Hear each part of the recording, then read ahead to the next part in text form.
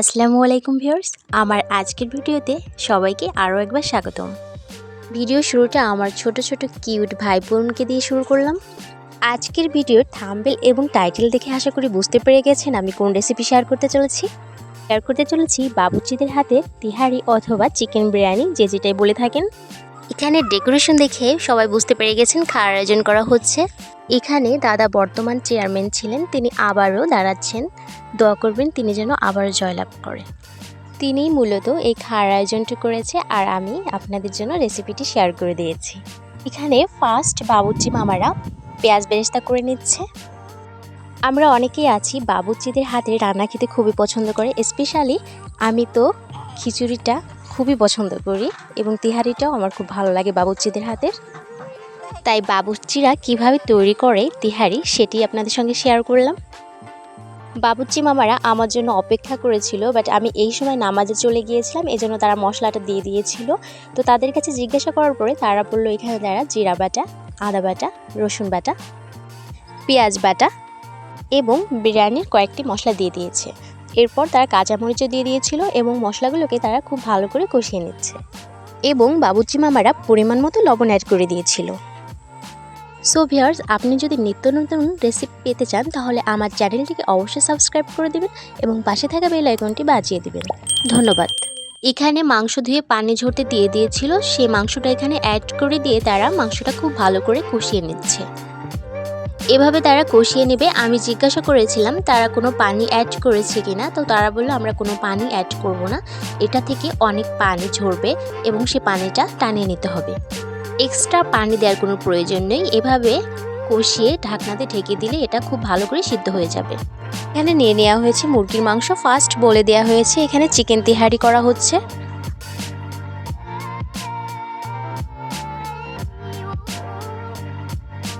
ঢাকনা উঠিয়ে এটাকে আবারও নেড়েচেড়ে নেওয়া হচ্ছে, সবগুলোকে খুব ভালো করে মিক্স করে নিচ্ছে মশলার সঙ্গে মাংস। এখানে দেখতে পাচ্ছেন বাবুর্চি মামাকে, বাবুর্চি মামা খুবই ভালো, আমি এর আগেও তার হাতের খাবার খেয়েছি, খুবই মজাদার টেস্টি। তো এখানে তারা দিয়ে দিচ্ছে গুঁড়া দুধ। এই মামাটার নাম হচ্ছে হিমায়ত মামা, তিনি বাবুর্চি, খুবই ভালো বাবুর্চি। এখানে গুঁড়া দুধ দিয়ে দিয়েছে কারণ এখানে তারা টক দই ইউজ করেনি। আমি তাকে জিজ্ঞাসা করলাম মিল্ক পাউডার দেওয়ার মানেটা কি, মানে এটা কিসের জন্য দেয়া। তিনি আমাকে বললেন যে টক দইয়ের পরিবর্তে তিনি এটা দিয়েছেন। আমি তাকে জিজ্ঞাসা করলাম তাহলে কি আপনি লেবু দিবেন, তো বলল দিতেও পারি এবং না দিলেও হবে। তিনি এখানে অনেক পরিমাণে গুঁড়া দুধ দিয়ে দিয়েছে। এখানে আমি আসলে পরিমাণটা জানি না, প্রায় 3 থেকে 4টা সাসমেন তারা রান্না করেছে। আমি একটা রান্না আপনাদের দেখিয়েছি, কিন্তু পরিমাণটা আমি বলতে পারবো না, আমার জিজ্ঞাসা করতে মনে ছিল না এবং তারাও বলেনি।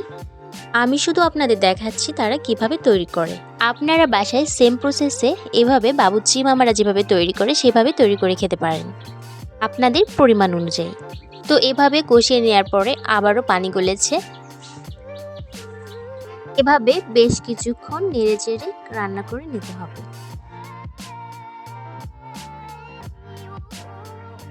এই মাংসটাকে বাবুর্চি মামারা আবারও ঢেকে দিবে।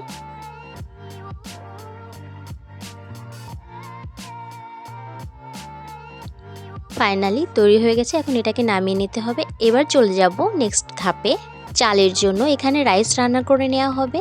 তো এখানে পেঁয়াজ বেরেস্তা করে তেল দেওয়া হয়েছে, তেল দেওয়ার পরে পেঁয়াজ বেরেস্তা করে এরপরে ফুটন্ত গরম পানি দিয়ে দেওয়া হচ্ছে। ওনারা পরিমাণ মতো ফুটন্ত পানি নিয়ে নিচ্ছেন।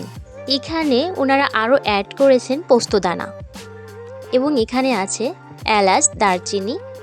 তো এখানে দিয়ে দেওয়া হয়েছে কাঁচামরিচ অনেক পরিমাণে দিয়ে নিচ্ছেন কারণ এখানে কোনো ঝাল অ্যাড করা হয়নি। যে মরিচটা দেওয়া হবে এটাতেই ঝাল অ্যাড হবে, মরিচগুলো কেটে দেয়নি, তার মরিচগুলো একদমই আলাম ছিল। তো এখানে আরও অ্যাড করে দিচ্ছে গুঁড়া দুধ। ফুটন্ত গরম পানির ভিতরে তারা আবারও গুঁড়া দুধ অ্যাড করে দিয়েছে। এগুলোকে খুব ভালো করে মিক্স করে পানিকে আবারও খুব ভালো করে ফুটিয়ে নিতে হবে। এখানে কিন্তু তারা ফুটন্ত গরম পানি দিয়েছে কিন্তু পানিটাকে আবারও ফুটিয়ে নিচ্ছে। ফুটন্ত গরম পানি দিলে তিহারি অথবা বিরিয়ানিটা ঝরঝরে হয়, আপনারা সবাই জানেন। তো এখানে আবার পানি ফুটে আসলে এখানে চাল দিয়ে দিচ্ছে। এখানে আমরা কিন্তু চালটা ধুয়ে পানি ঝরতে দিয়ে দিই, তো তারা চালটা দিয়ে দিয়েছে। আমি জিজ্ঞাসা করলাম, ধোয়ার কথা জিজ্ঞাসা করলাম, তারা বলল চালটা ইনটেক ছিল, কোনো প্রবলেম নেই, এটা একদম ফ্রেশ চাল, এর ভিতরে কোনো ভেজাল নেই, কোনো নোংরা নেই। তো এখানে নিয়ে নেওয়া হয়েছে চিনি গুঁড়া সুগন্ধি চাল। তো এটা নিয়ে নেওয়ার পরে খুব ভালো করে এটাকে মিক্স করে নিতে হবে। অবশ্যই পানির সঙ্গে এটাকে নেড়েচেড়ে দিতে হবে। চালে লবণ দিয়ে দিয়েছি এবং পরও চেখে দেখবে, তারপরে লবণ আবার অ্যাড করবে। তো চলে আসলাম মাংসের কাছে। মাংসে এখানে দিয়ে দেওয়া হচ্ছে জয়ত্রী গুঁড়ি করে দিয়ে দেওয়া হয়েছে এবং জয়ফল গুঁড়িও দিয়ে দিয়েছিল তারা। এখানে আরও অ্যাড করছে এলাচ গুঁড়া, দেখতে পাচ্ছেন এলাচ গুঁড়া দিয়ে দিয়েছে এবং এগুলোকে খুব ভালো করে মিক্স করে নেবে।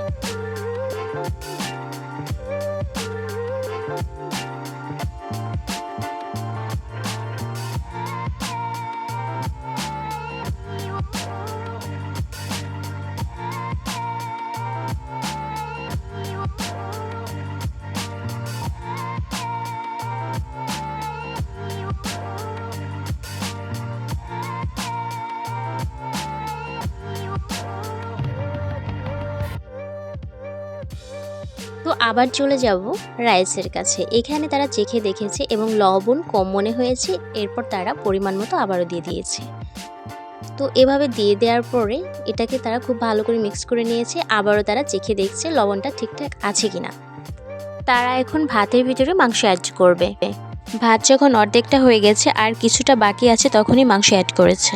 100%-এর মধ্যে 97% হয়েছে এবং আর 3 থেকে 4% বাকি ছিল, তখনই মাংস অ্যাড করেছে। এটা অ্যাড করার পরে তারা 5 মিনিটের মতো নেড়েচেড়ে রান্না করে নিয়েছিল। দেখতে পাচ্ছেন ভাতের ভিতরে মাংস দিয়ে দিচ্ছে এবং অন্য একজন এটাকে খুব ভালো করে মিক্স করে নিচ্ছে। এভাবে ভাতের ভিতরে মাংস অ্যাড করা হয়ে গেলে এটা পুরোপুরিভাবে ঢাকনা দিয়ে ঢেকে রেখে দেবে প্রায় আধা ঘন্টার মতো। এদিকে তারা চুলার আগুনটা একটু কমিয়ে দিয়েছে।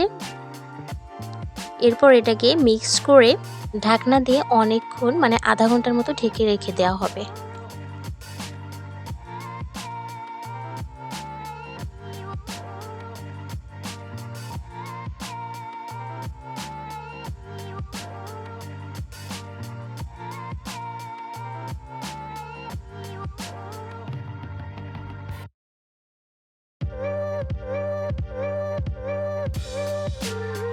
প্রায় আধা ঘন্টা পর ঢাকনাটা খোলা হয়েছিল। এটা খুব সুন্দরভাবে পারফেক্টলি হয়ে গেছে আর অনেক সুন্দর একটা ফ্লেভার ছড়াচ্ছিল। এটাকে আবারও বাবুর্চি মামারা মিক্স করে নিচ্ছে, খুব ভালো করে মিক্স করে নিচ্ছে। তো ফাইনালি তৈরি হয়ে গেল বাবুর্চিদের হাতের সুন্দর স্পেশাল চিকেন তিহারি। সো ভিউয়ার্স, আমার আজকে ভিডিওটি ভালো লাগলে অবশ্যই একটি লাইক করবেন, আপনার মূল্যবান মতামতটি কমেন্ট বক্সে জানাবেন, ফ্যামিলি এবং ফ্রেন্ডসদের সঙ্গে শেয়ার করবেন। আজকের মতো এখানেই বিদায় নিচ্ছি। দেখা হবে নেক্সট এপিসোডে নতুন কোনো রেসিপি নিয়ে। আল্লাহ হাফেজ।